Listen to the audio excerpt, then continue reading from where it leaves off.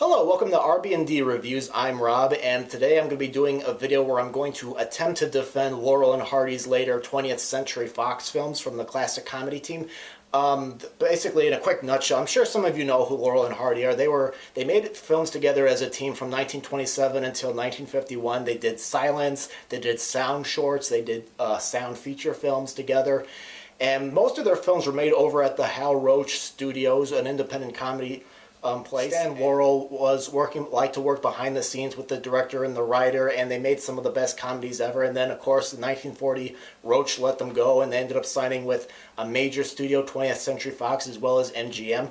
If you have never seen a Laurel and Hardy movie, I recommend that you maybe stop this video and go check some out. Recently, some of the Roach shorts and features got released in this mammoth collection, but if you're new, I recommend renting this single disc. It's got one of their better-known feature films, Sons of the Deserts, as well as their Oscar-winning short Music Box, as well as Busybodies and County Hospital, which is my personal favorite shorts. And there's a second disc that's got my favorite Laurel and Hardy feature, Way Out West, and I believe Chicken Come Home, which is one of their featurettes, and Blockheads. I got a couple of them here. Let's see, this is Great Guns and the Big Noise. These are just a couple of them. They did 6 of them. And as a source, I'm going to be using this great book called Laurel and Hardy from the 40s Forward by Scott McGilvery. I will also be using Leonard Maltin's article on them from his book, The Movie Comedy Teams, and a film historian, I'm probably going to mess his last name up, Randy Scravette. He has some very good informative commentaries on these movies, and Scott did one. I believe he did Haunting We Will Go, if my memory serves me right. So, alright, let's get started. Now, these Fox films tend to have a bad reputation. A lot of people said that they're terrible, they're the worst films they ever made, they're sad movies to watch. And recently, for years, you couldn't find these movies, and a lot of film historians like Leonard Maltin said that these movies were terrible, and people did believe them. But now Fox finally released them in 2 different box sets, and now we can actually see for ourselves whether these movies are garbage or not.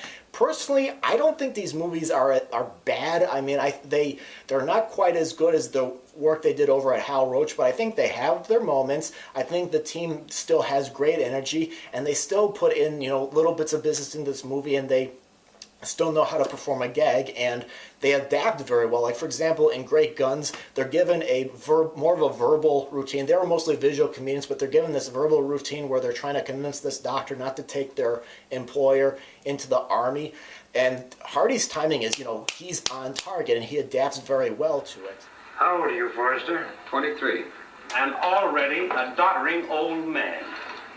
Take a look at his ribs. You can use them for a washboard. Your blood pressure is perfectly normal, son. I can't believe it. If you'll tap him, you'll find that his blood is pure sugar. Dr. Sickles says he's a walking maple tree. You hear that? His blood is so thin you can hear it flowing through his veins. Must be the whistle he swallowed 10 years ago, remember? That's me. Well, keep quiet. For those of you that have seen these Fox films and think that these are terrible, what's interesting is, according to Randy Scravette on the Great Guns commentary, they only signed for 1 picture, and there was a clause in their contract that said that if they didn't like working on Great Guns or their studio, they could have left, and they didn't. They stayed. And a lot of Laurel and Hardy fans says they should have retired after 1940, and I find that kind of sad because, I'm glad that they still kept going. They obviously wanted to keep going, and they were troopers. Even though the situations were different, they kept going. Notice quite a bit of changes between these Fox films and their earlier films. Like, for example, for one thing, a lot of people complain that they look older, and that's because apparently a different makeup was used. When they were over at Hal Roach Studios, they had bright lights and sort of like clown makeup to get rid of the wrinkles.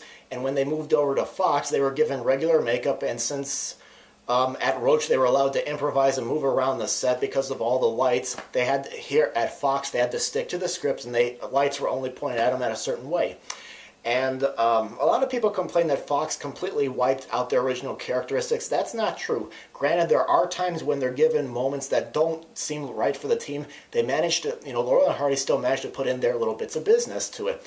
As a matter of fact, again, quoting Randy Scravette on the Great Guns commentary, the screenwriter for that film, Lou Breslow, he interviewed Lou Breslow, and he said that he did consult with the team during the scripting process and asked for their input, and if they did object, he would, change it accordingly. I think another key to the success was finding the right director.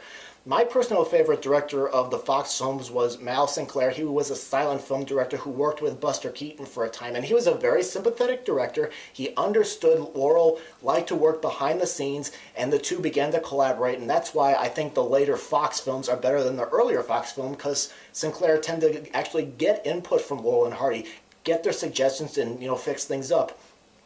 Great Guns was directed by a silent film comedian named Monty Banks, but he, I guess, was more of an authoritative figure. And their second film, Haunting We Will Go, was directed by Alfred Worker, who was actually a mystery director. So the mystery aspect of that film is decent, but the comedy doesn't work there. And I'm not going to go into reviews of each of the movies. There's not really a lot of time, but I'm going to touch on a few things from them. Great Guns, their first film, was made because of two reasons. One, Abbott and Costello made a comedy called Buck Privates, which was an Army comedy, so Army comedies were in vogue.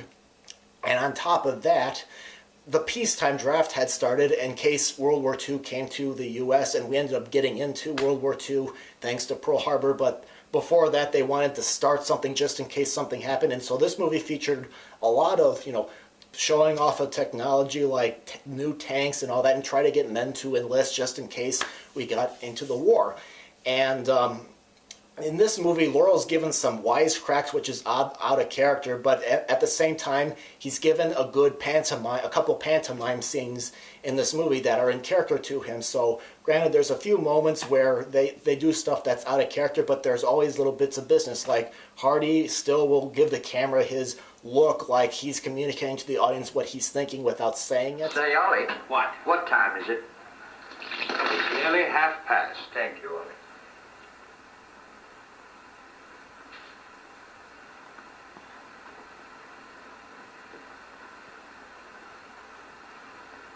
And these movies definitely have a 1940s feel to them because that's when they made. But if you watch a 1930s Laurel and Hardy movie, you're paying too close attention to the situation that you forget the 1930s atmosphere doesn't really distract you quite as much as these 40s. Jitterbugs, which is another good entry in the series that a lot of people say is the best, really shows what great character actors Laurel and Hardy could have been if they hadn't become a comedy team. They would probably would have gone on to have been really great character actors. Like in that film, Hardy plays a colonel character from Amarillo, Texas, I believe it's called, and Laurel disguises as a woman and as a butler.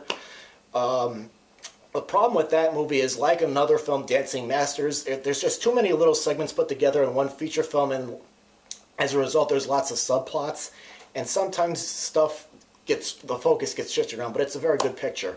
Now, The Big Noise, which a lot of people called their worst film, including Leonard Maltin, I don't understand that because, it feels more like a Laurel and Hardy movie. The opening music kind of reminded me of their theme music from Hal Roach. And, granted, there's a lot of, routines that you've seen in other Laurel and Hardy movies, but they still go through the motions. They're still funny. They know how to make it work. And they had a very good supporting cast in this film. You actually had a supporting cast in that film that were actually funny, as opposed to the supporting cast from the other Fox films where they were, straight actors. And a lot of the supporting cast in this movie were pretty good too. Like I said, they do perform familiar gags in that film. Some of them aren't as good as the originals, but it was still pretty good. And again, I would put this behind The Bullfighters as my favorite Laurel and Hardy Fox film. Granted, there's some scenes in that movie that fall flat, like there's a dinner scene and the professor's kid in that movie is kind of annoying, and there's some plot holes, but I laughed. I thought it was fun. I went online to look at reviews from both critics and moviegoers, that actually bought these DVDs, and some people are disappointed that these Fox films are getting better releases than the Hal Roach films, but I read a very positive review that said that somebody watched their Big Noise with their kids and they laughed and they ended up tracking down their early films. So in a way, these movies might also be introducing them to Laurel and Hardy, and they're going around looking for them. So these Fox films, like I've been saying, are not bad. They're different, but you shouldn't compare these two sets of films because they were made under different circumstances. And either way, Laurel and Hardy were professionals. They kept going and they did what they could in their situation. Okay, well, that's my video. If you would like to leave any comments about what you think about the Fox films, go right ahead. I greatly appreciate it. Thank